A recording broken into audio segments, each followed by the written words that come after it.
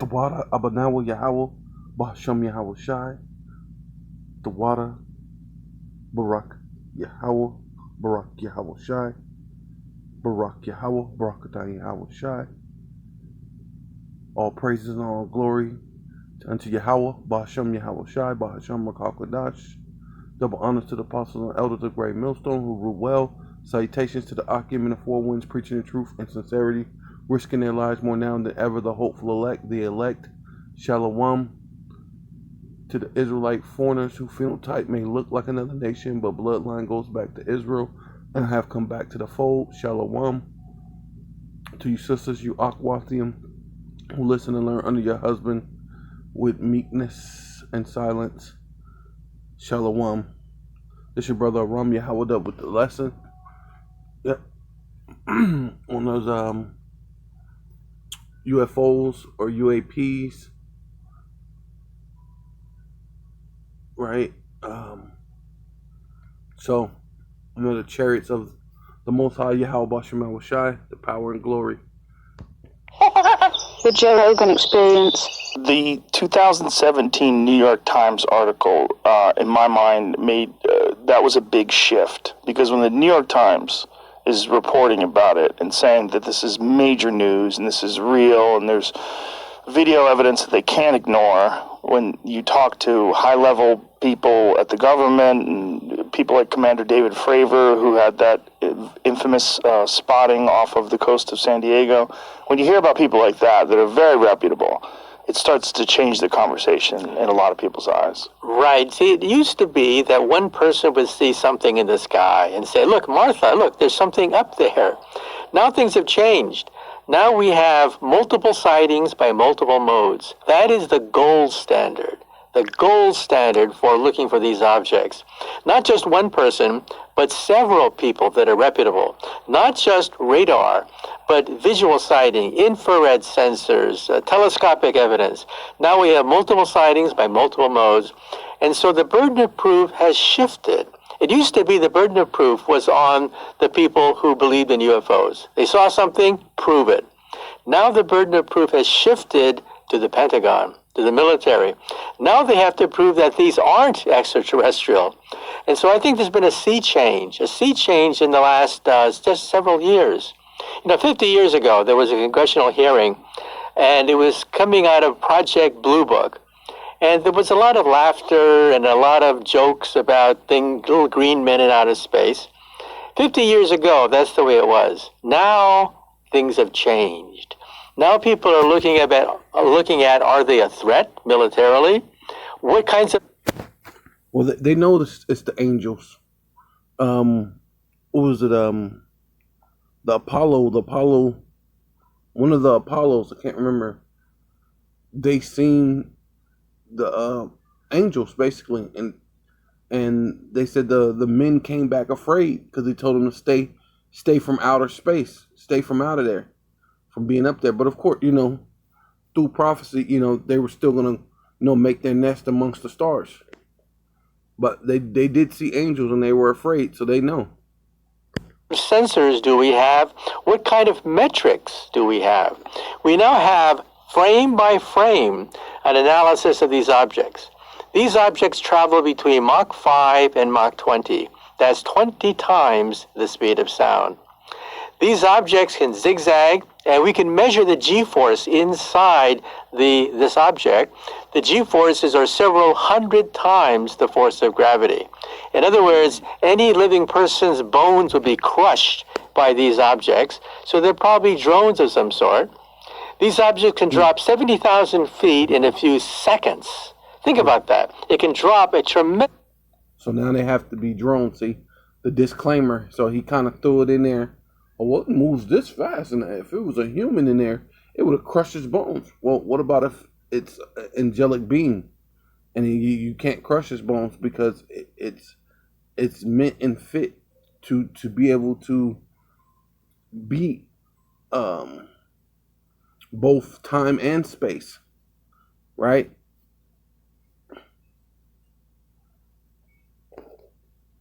So this is Ezekiel chapter 1 verse 13. As for the likeness of the living creatures, Salakia. Their appearance was as the burning coal of fire, right? So he's saying that if it was a person, all the bones would crush. So it has to be a drone. But then they don't even have jets that can fly that fast, let alone a drone, right? So it doesn't make sense, you know. But they're giving a so-called disclaimer when they know it's the angels, man, and those angels are so-called black men. That's why it's like burning coal. Coal is what? Black, and they have that glow, that shine, that gold, the golden girdles, the golden, you know what I'm saying, upon them, man, right? And not to mention the way the chariot, how it shines. You know, this is just Ezekiel explaining what he's seen. You know, in the best way he can, was like burning coal of fire, and like the appearance of lamps, it went up and down among the living creatures, right? Which is the angels that's inside the chariots, which the chariots can go up and down. They can go forward, they can go backwards, but they hardly ever do. They you know, because they can skip through wormholes. Well, what the dude's gonna basically say that, right? So if it can go through these like wormhole or time holes, like the wormholes that basically takes space and time is basically non and void. So where's your drone that can go through wormholes and can leap through space and time, right? This is things that they theoretically wanted to do. You know, that's why you had the movies. Was it Quantum Leap? You had the Stargate, and then you got what was it Star Trek, right? These are things that they wish that they can do, but they can't do it. They know the angels can do it because they've been studying this stuff, man. Right? And they've been seeing that fuck Area 51, like they got a chariot on the ground, man. The Lord said nothing. I mean, he's talking about just the elect. None shall fall out of his hand. You think an angel's gonna fall out of the Lord's hand and he's gonna leave a chariot down there for them to? You know what I mean, come on now. They could try to emulate, copycat, but never can duplicate. You know how James Brown used to say it, man. So it says, up and down among the living creatures, which are the angels that's inside the chariots, and the fire was bright, right? You know, basically on and around the chariot. And out of the fire went forth lightning, right? Because that's why he was saying it can. Well, I haven't even got to that part yet, but he's gonna get to the point of saying they can go through these wormholes, right? So, you know, basically being able to, you know, go through time and space, right? And the living creatures ran and returned as, right? So they ran. This is talking about going through wormholes, man. Being able to leap through time and space. There's no time, there's no space. So you don't really got to go backwards when you can leap through time and space, right?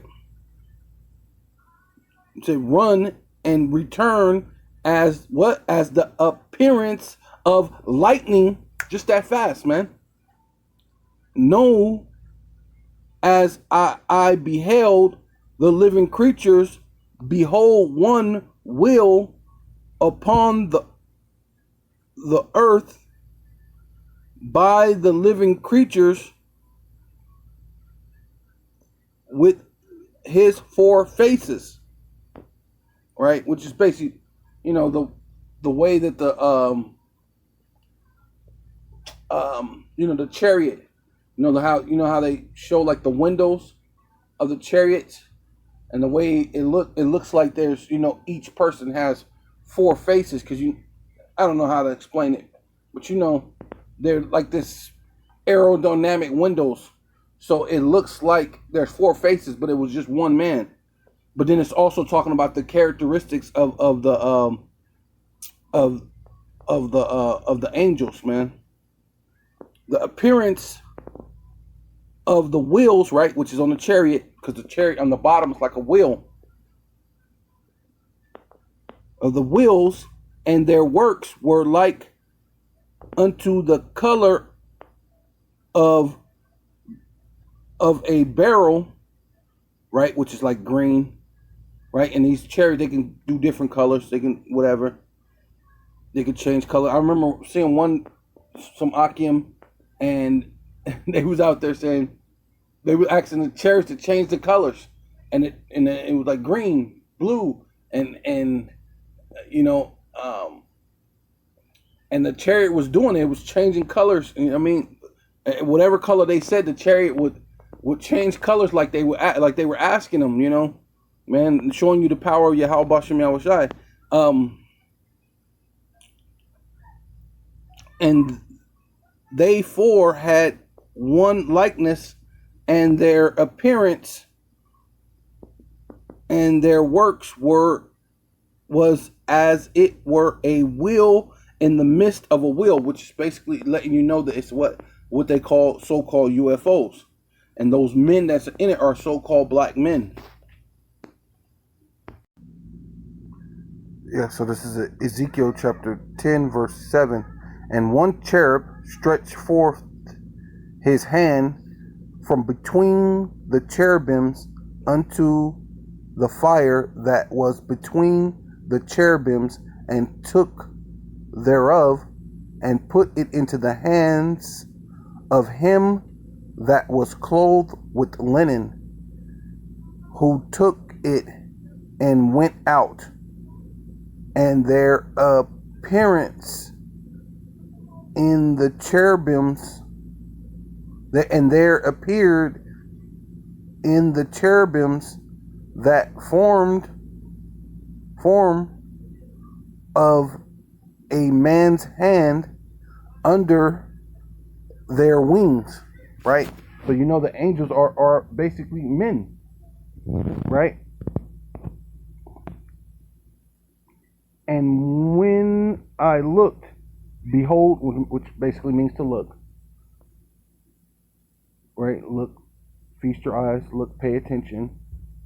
The four wheels by the cherubims, one wheel by one cherub, and the other wheel by the other cherub, which is basically angels.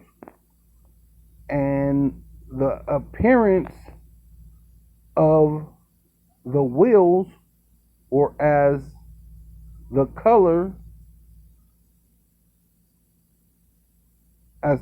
of beryl stone. I think beryl is like green, and as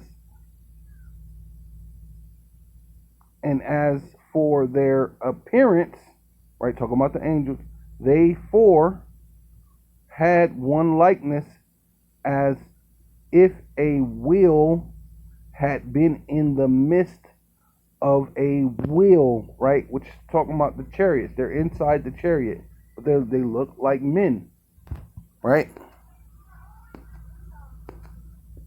So this is Daniel 10, right? And verse 5. Then I lifted up my eyes, right? Like, behold, looked. Lifted up my eyes and looked, and behold, right? A certain man clothed in linen, right? Sounds familiar, right? Because it said the man that was clothed in linen took the fire. So he couldn't be an average man, right? He wasn't an average so-called man, right? To be able to take fire from the midst of the cherubims, or from the midst of the wheels of the cherubims, right? And hold it in his hands, right? So, you know, it says, whose loins were girded with fine gold of Uphaz. His body also was like the beryl, right? Sounds familiar, right? The beryl, because it said that the wheels inside of a wheel had the color of what? A beryl. Matter of fact, let's see if we can Daniel's 10:6. His body also like the beryl, and his face as the appearance of lightning, and his eyes as lamps of fire, and his arms, right, to prove that he's a man, and his arms and his feet like in color to polished brass, right, which happens to be Yahweh Shai, right? Or even if it was so-called just an angel, which this more lines up with exactly what it says in Revelation, right? Though we have some people that Israelites that say this is just the angel, but okay, no. Even if it proves that angels are what so-called like men, built like men, arms, legs, feet, right? And they're in color like into what polished brass, right? Which is a derivative of brown, right? And the other one said that what their vesture was like what coal, right? So if you put, right, and go into Yahweh Shai, it says that as brass or as if it burned in a furnace. So if you, it's talking about that nice brown, dark brown glow to the skin, man. So-called black men, that as they would say, right? As brass, and the voice of his words like the voice of a multitude, which has to go into that. So let's go into that beryl.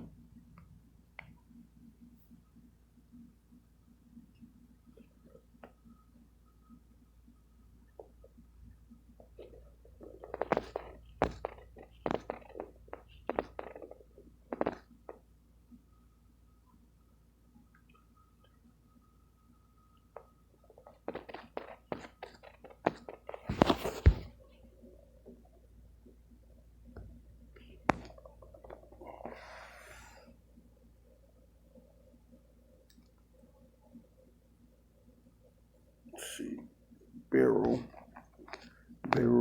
Oh, there it is, beryl.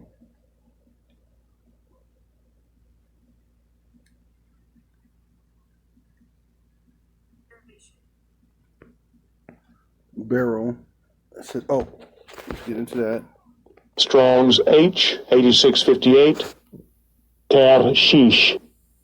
Tarshish. So there's Tarshish, right?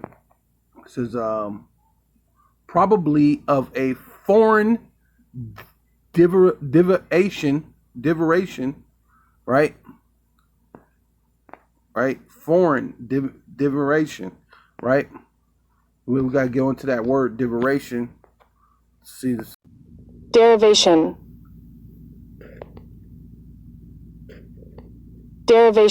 Right? Derivation. The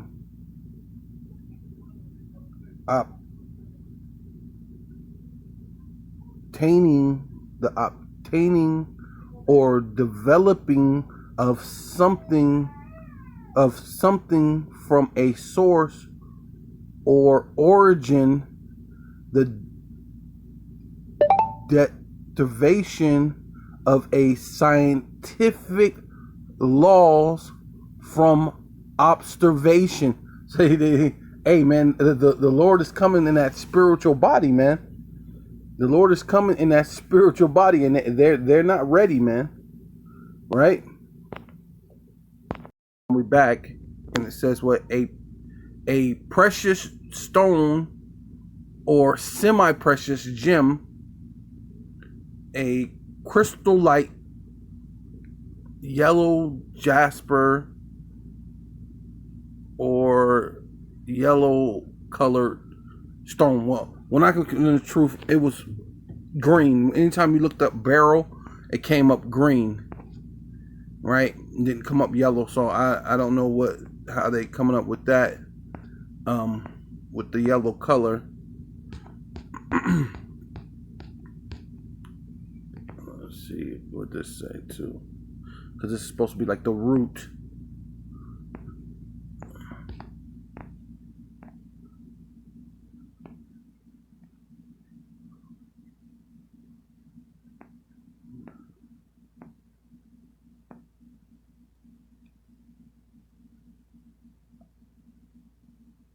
Yeah, it's still saying yellow jasper, but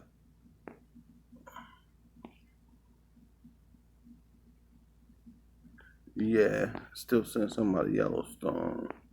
But yeah, it came up as green before. City of the Phoenicians and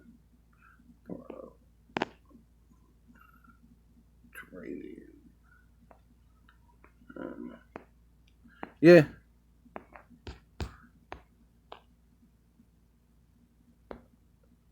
Yeah. So basically, that's what Barrel or Wikipedia, and it's basically saying, yeah, they come all different colors. You know what I mean? Green, blues, yellows, pinks. You know what I mean? Right? Yeah, so yeah, when I first came into the truth, when you look up Barrel, it mostly came up green. It didn't really come up any other colors, but I guess there are barrels, what they call barrel stones, that come in different colors. But this is more of the contrast of what barrel stones normally come in, like basically a green or a blue. But I guess they could come yellow or red, right? But normally it's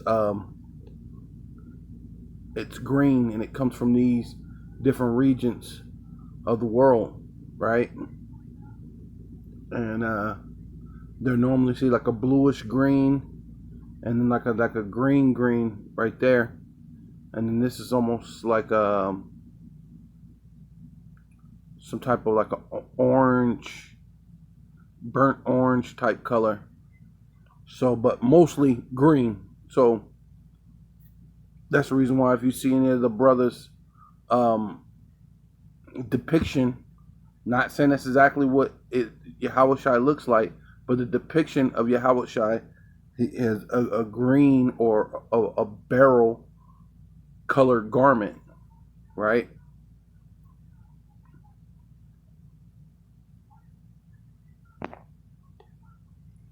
Because see, they can come red, different colors. These are all barrel. See, there's a yellow, like it was saying in that thing, but most of them come that like there. When I first came in truth, anytime I looked up a barrel, it always came up green. I didn't really see any of these other colors. And when the brothers was basically bringing it out, it was like, oh wow, that makes sense. 'Cause I looked it up, boom. Every time I typed in barrel, it all came up green stones. So that man was wearing green. So, what I was saying, it made sense. Bones would be crushed by these objects, so they're probably drones of some sort. These objects can drop 70,000 feet in a few seconds. Think about that. It can drop a tremendous distance in just a few seconds, and they can go underwater. This is something that we didn't realize before, but yes, they can actually go underwater. And they also move without creating an exhaust or breaking the sound barrier. So these are things that we can now document frame by frame looking at these videotapes.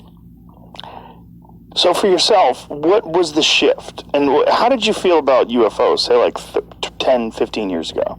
Well, there is this giggle factor, and it's the third rail, of course, of your scientific reputation, if you believe in these things. But the evidence is accumulating over the last several years. Now, when I was first approached by Carolyn Corey, the producer of this film, A Tear in the Sky, I was skeptical. I said to myself, come on. I mean, 5 days? 5 days you're going to look for flying saucers in the sky? What happens if the aliens are camera shy and they don't show up in 5 days? So I was pleasantly surprised when they actually found something. They actually have photographic evidence of objects that can gyrate just the way the Pentagon has said. And so we now have a sea change. A center of gravity has changed with regards to looking at these objects. We no longer simply look at one individual seeing something in the sky. No, we demand hours of videotape, multiple sightings by multiple modes, that's the gold standard now. So what do you think is happening? Do you think that this is something that maybe another government from another country has created that far surpasses our abilities, or do you think that this is coming from somewhere else? Well, the Pentagon has listed, I think, 5 different options. One option, of course, is that they're weather balloons or something that's an artifact of our space program. Maybe a piece of rocket that is plunging back into the Earth's atmosphere. That's one category. Another category is anomalous weather events. They happen, and they have to be looked at very carefully. But the last option is other. That is not just the Russians or the Chinese, because these objects apparently can gyrate faster than what the Chinese and the Russians can muster, but it opened the door to the possibility of other. They didn't specify what other was, but you can fill in the dots yourself. Now, one possibility for other is hypersonic drones. We see that in warfare now. The Russians, in the Battle of Ukraine, is actually using hypersonic drones to hit targets inside Ukraine. To be hypersonic, you have to go faster than Mach 5. Anything faster than 5 times the speed of sound is called hypersonic. And so the Russians are now fielding hypersonic drones in warfare. But you see, this is something just in the last few months. These sightings, they go back decades into the past, with objects executing these gyrations decades ago. And that's why you have to take them seriously. So the Commander David Fravor event that we talked about off the Nimitz, that was 2004. Do we have an accurate understanding about military capability in terms of like drones and propulsion systems from 2004? Or are there things that are classified that we are not going to have access to? Like, is it possible that, 18 years ago, they had the capability to have a vehicle or a drone move this way, that information has just not been released? Well, 2 years ago, the United States military admitted that it stopped working on these hypersonic drones. Why? They're unstable. They zigzag. And that's why the Russians have put a premium on this technology to evade our Star Wars program. The Russians wanted a rocket that can maneuver and therefore outwit a stationary Star Wars system designed to shoot down these drones. Right. So that's why the Russians have put a priority on this, and they've now fielding in warfare. We actually see them as a military weapon. 2 years ago, the United States military stopped its program. They're too unstable. They were not reliable, and it was not worth the amount of money to put into it, because the military was invested in the Star Wars program, not the anti-Star Wars program. But because Vladimir Putin announced the hypersonic drones, then the United States military said, oops, nope, we have to get into the game too. So now the United States is also working on hypersonic drones, as well as the Chinese. So the Chinese, the Russians, and the Americans are all working on these things. But you can see how primitive they are.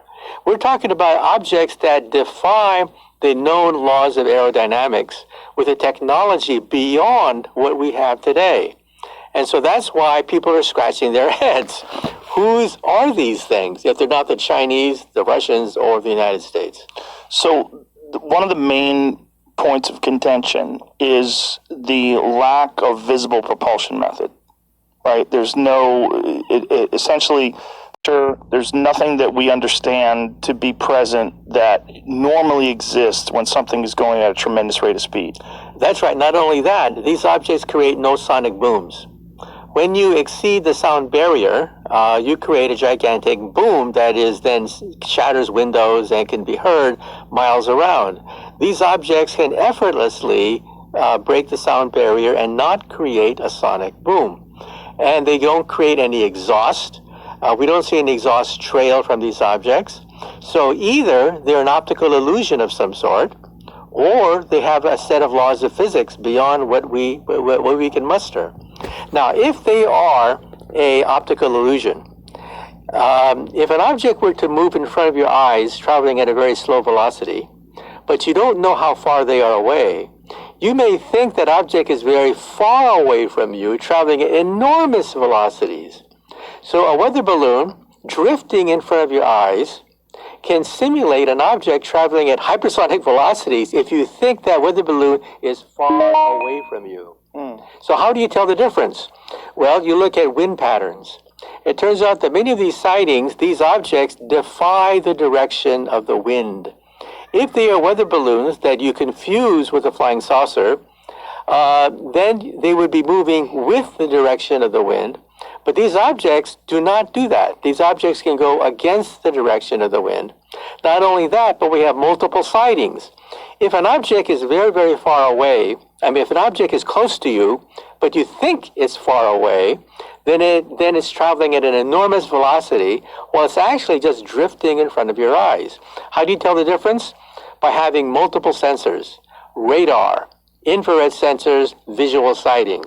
Then you can tell how far this object is away from you, and then you can say that, nope, it's an optical illusion. Well, we do that now.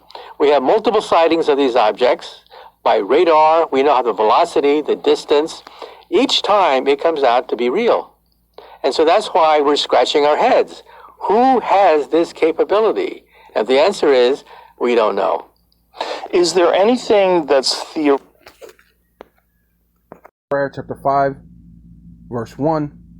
Then I turned and lifted up my eyes and looked, and behold, a flying roll. Right? You know, almost look like a dinner roll, where it's, you know, not quite all the way round, but it's, you know, like a roll, like a dinner roll. It's kind of flat, but not all the way flat, because it kind of puffs up because it kind of rolls in the middle, but then it's kind of flat, but then it's kind of round at the top. I mean, I don't know if you've seen those dinner rolls that's kind of like that. He says, and he said unto me, what seest thus? And I answered and said, a flying roll. The length thereof is 20 cubits, almost kind of like what the dude was saying. From far away, it may even look smaller, right? Thing at a farther distance, though it's bigger than what you see, but at a far distance, it looks smaller. So depending on the distance, it looks either smaller or it looks like it's going faster, right? So he's saying this, like, he's seeing this as a distance, 20 cubits, and the breadth thereof is 10 cubits. So this is just from the distance that he's seeing it, which is fairly actually large when you go into what a cubic is, right? And then the 10 cubits, right? I mean, it's fairly a decent size. You know, you just look it up. Look up what a cubit is, right?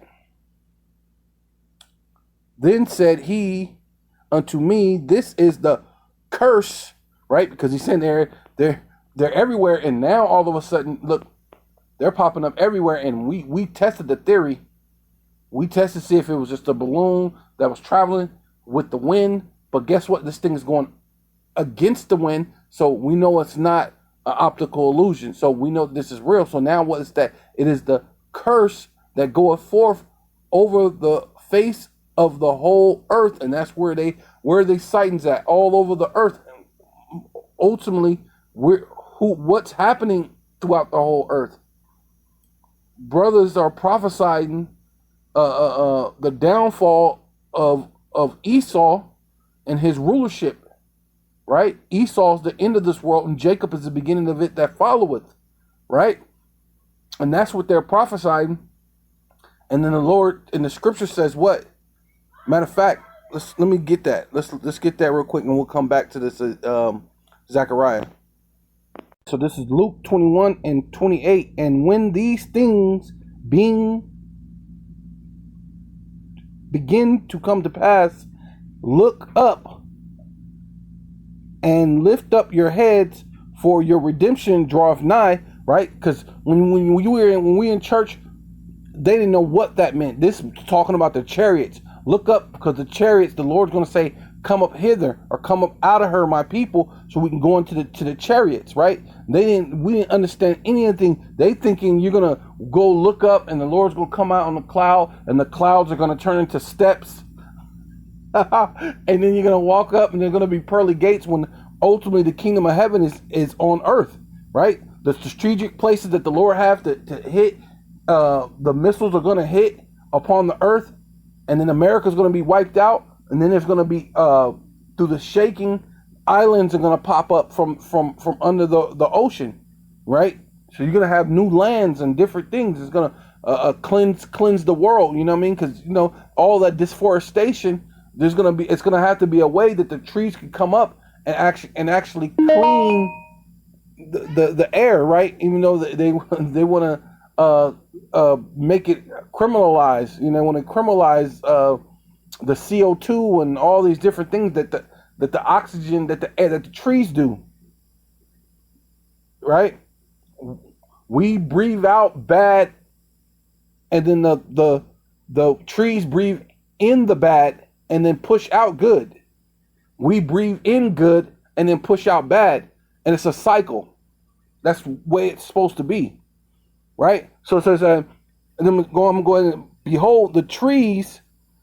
And he spake unto them a parable. Behold, the fig tree and all the trees, when they now shoot forth, ye see and know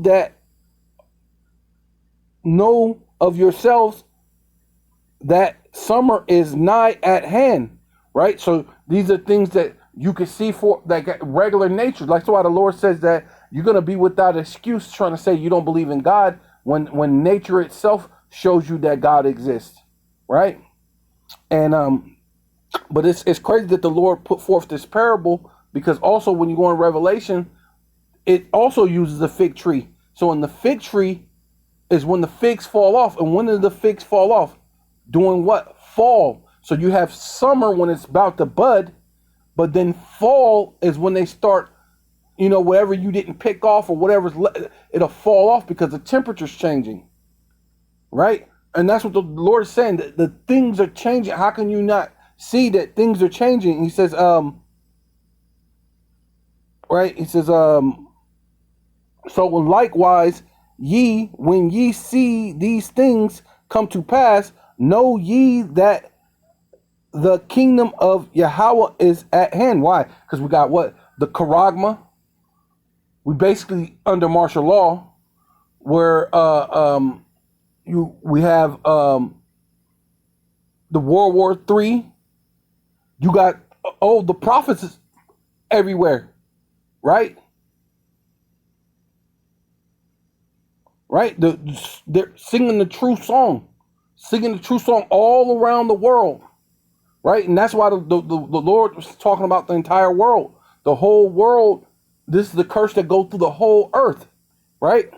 So that's why I was look up for your redemption, because we're prophesying that all over the world. Back to Zechariah. Then said he unto me, this is the curse that goeth forth over the face of the whole earth, for every one that stilleth shall be cut off, as on this side according to it, right? So he that stilleth the man and sell him, and he be found in his hand, shall be what? Put to death. You be cut off, right? You're gonna have to die, and we're gonna be found in your hands, right? You stole a man, and you're gonna have to pay for stealing those men. Shall be cut off as on that side according to it. So that's just it, man. This is 60 verse 8. Who are these that fly as clouds, right? And the Lord is going to fly in what they so-called call UFO. It's going to be flying like the clouds, right? And as the doves to their windows, right? And, you know, pretty much just like how you seen in Independence Day, it had the the chariot, what they call UFO, in the midst of the cloud, and the cloud was dark, right?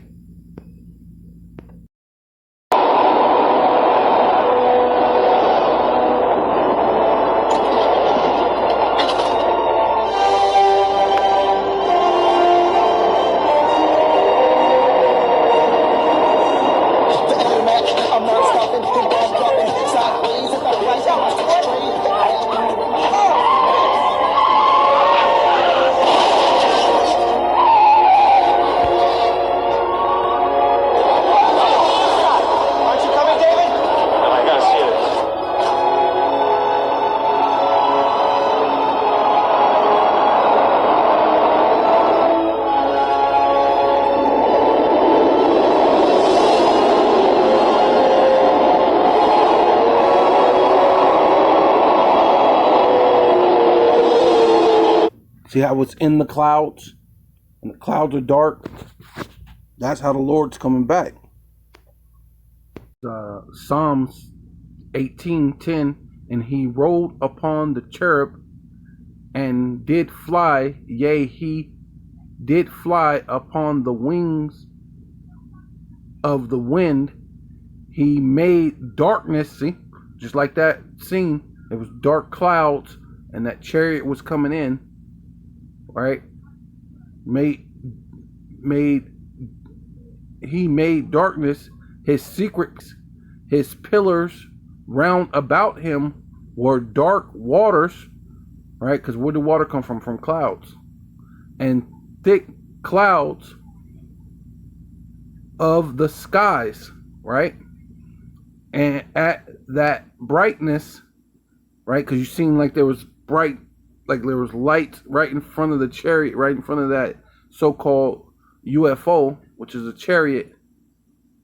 You've seen that light that was in front of it. It was brightness that was before him as thick clouds passed, hailstones and coals of fire. And you've seen it look like fire right in the midst of that.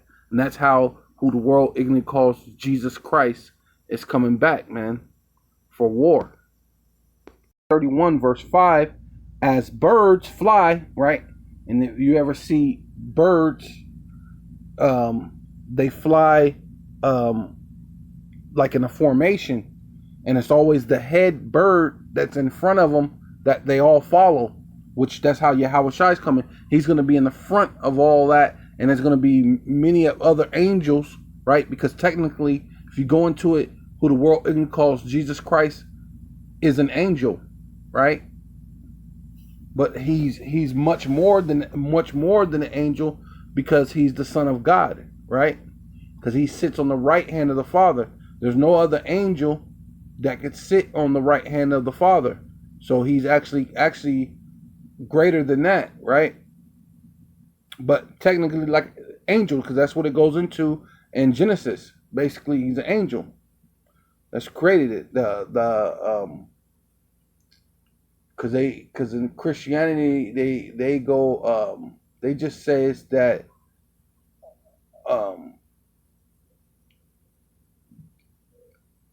well, it's the Elohims, but they call it something. It's the Elohims, but they call it Elohim, yeah, Elohim, which Elohim really actually goes into angels. It's not the Most High. They would call the Most High Elohim when it actually goes to Elohim, which are talking about the angels, right? So it says, as birds fly, so will the Lord, which is in all caps Yahweh, but he's actually given the power or the judgment unto his son. And it tells you that in the scriptures. You can go to Daniel 7, and it shows you how he's given the judgment to his son. He's given his son the power to actually judge, though he's getting the credit. So, you know, of hosts, defend Jerusalem, right? And that's through so-called Black, Hispanic, and Native Indians that have repented and came back and rehearsing the righteous acts. Defending also, he will deliver it, right? The elect, who's only delivering the elect. And pass over, he will what? Preserve it, right? The elect. Is there anything that's theoretical that you're aware of that could be applied, like from some other planet or some other galaxy or whatever, that something that maybe we have theorized that could be responsible for the way these things are able to move? Well, you know, when I talk to my friends who are physicists like myself about these things, they sort of like laugh, giggle, their eyes roll up to the heavens, and they say something very simple, that a rocket using conventional means would take 70,000 years to reach us from the nearest star. Therefore, these objects cannot exist. 70,000 years for a Saturn rocket traveling at 25,000 miles per hour to go from a nearest star to the planet Earth. That's why most scientists disregard these sightings, because they defy the laws of Einstein. But isn't that kind of silly? Isn't that kind of like saying, like, you know how long it would take you to get a horse from Los Angeles to Sydney, Australia? Isn't that kind of like saying that? Exactly. And that's why I say that assumes that these aliens or whatever are maybe 100 years more advanced than us. But open your mind to the possibility that they are 1,000 years more advanced than us. 1,000 years is nothing compared to the age of the universe. Right. The universe is about 13 billion plus years old. That's how the age of the universe. And so the age of a civilization, just a few thousand years ahead of us, that is just a blink of an eye to the universe itself. And once you go to higher energies, the laws of physics begin to break down. The laws of Einstein and the laws of the quantum theory break down at something called the Planck energy. Why is that important? That's what I do for a living. I work on something called string theory, which lives at the Planck energy. The Planck energy is 10 to the 19 billion electron volts. That is a quadrillion times more powerful than our most powerful atom smasher outside Geneva, Switzerland. Any civilization that can harness the Planck energy would be able to become masters of space and time. Space and time, as we know it, become unstable at the Planck energy, which is far beyond anything that we can muster here on the planet Earth. So, we physicists theorize, how advanced do you have to be to access the Planck energy? Well, we rank them. The Kardashev scale says that there could be type 1, type 2, or type 3 civilizations. A type 1 civilization is maybe 100 years more advanced than us, to maybe 1,000 years, sort of like Buck Rogers or Flash Gordon. They control the weather. Volcanoes, earthquakes, anything planetary, they control. That's type 1. Then there's type 2. Type 2 is stellar. They harness the power of an entire star. Like Star Trek would be a typical type 2 civilization where they manipulate entire stars. Then there's type 3. Type 3 is galactic. They roam the galactic space lanes. They play with black holes, like the Empire of the Star Wars series would be a typical type 3 civilization. Then the next question is, what type do you have to be to harness the Planck energy? The energy at which space and time become unstable, where wormholes may develop, gateways through space and time, portals through empty space. You have to be type 2, or most likely type 3. Then the next question is, how long will it take before you become type 3? Well, we are maybe 100 years away from being type 1. We're maybe a few thousand years from being type 2, and we're maybe 100,000 years from being type 3. And 100,000 years is nothing on a galactic scale. The age of the universe is, as I said, over 13 billion years old. And so once a civilization reaches the Planck energy, that is a type 3 civilization. Basically, you don't got a chance in hell. You're not even at, hear what this guy's saying? You're not even at stage 1. He just said, we're not even at stage 1, let alone stage 2. Then he said stage 3. Oh, that's nothing. It's small. It's nothing. Man, you're not even close. Hey, when the time comes for the war in heaven, you guys you don't have it, right? You're gonna lose terribly. So call all you Yahweh Bashem Yahweh Shai Bashem Rakal Kodash. Double honors to the apostles and elders of Great Millstone who rule well. Salutations to the Akim and the Four Winds, preaching in truth and sincerity, risking their lives more now than ever. The hopeful elect, the elect, Shalom, to the Israelite foreigners whose phenotype may look like another nation, but bloodline goes back to Israel and have come back to the fold. Shalom to you sisters, you Akwafim, listen and learn under your husband in silence and meekness. Hey, Shalom, hey, death to America.